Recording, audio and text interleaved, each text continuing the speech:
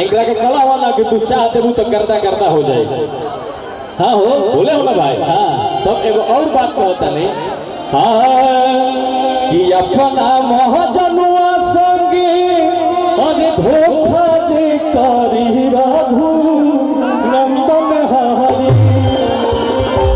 सपना जी तोरा खातिर बा स्पेशल। आप गाना करती हमारे साथ कि अरे लड़की तो चाहे कमरिया के पातर लड़की तो चाहे अरे कि ना ढेर मोटाया ना ढेर चाकर लड़की तो चाहे कमरिया के पातर। एक से एक गाना सब हमारा साथे करत ताड़ी आ जाके जब मंच पे आवत ताड़ी त राजा भैया के जाके साथे सट जाताड़ी तब इनका खातिर कहता नहीं। हाँ कि अपना मजनुआ संगे अरे धोखा जे करी रघु नंदन हरि। का यार के रहतल भातार पपरी रघु नंदन हरि। यार के रहतल भातार पपरी रघु नंदन हरि। भैया भैया भैया भैया याद के ढाकर भंडार पे काहे पड़ी हो ऐसे पड़ी कि हमरा साथे मतलब तनी ज्यादा रहले नु। अच्छा ई तार मेहरारू है ओही टाइप के बाड़ी।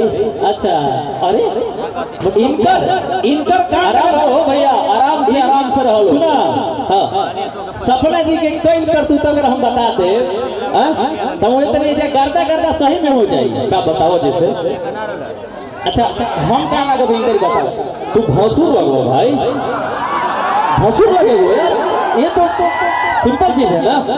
आप हमारी वाइफ है आप अरे नहीं सुना ना नहीं क्या होगा। अरे ये अपना दिदिया से कहत रही वाले हम सुन लेनी का कहत रही कि शादी के रतिया भइल भारी कसुरला रे दिदिया कि शादी के रतिया भइल भारी कसुरला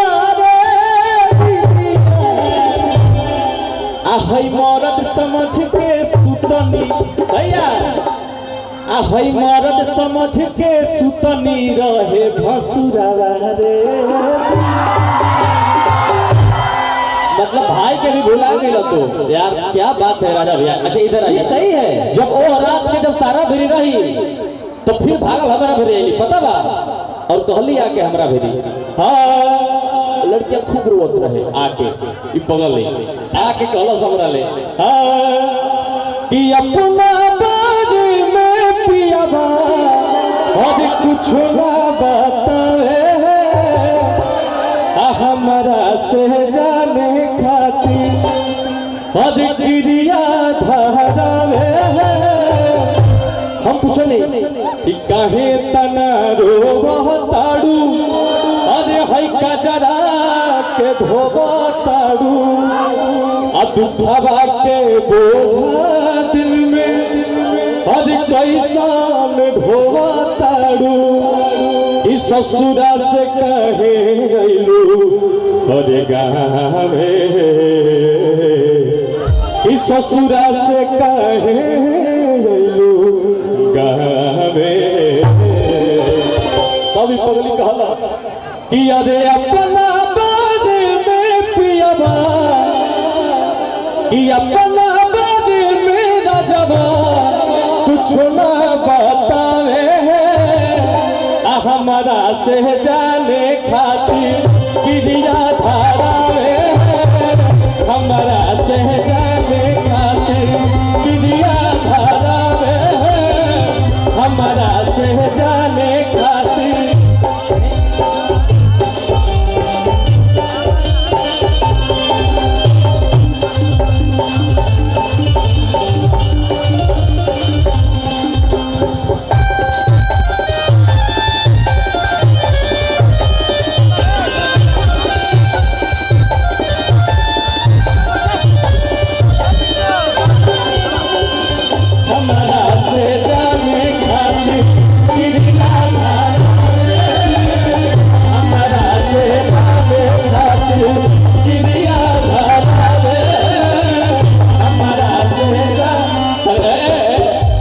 लोग तक इहो लोग के तने हम ले ले क्लास।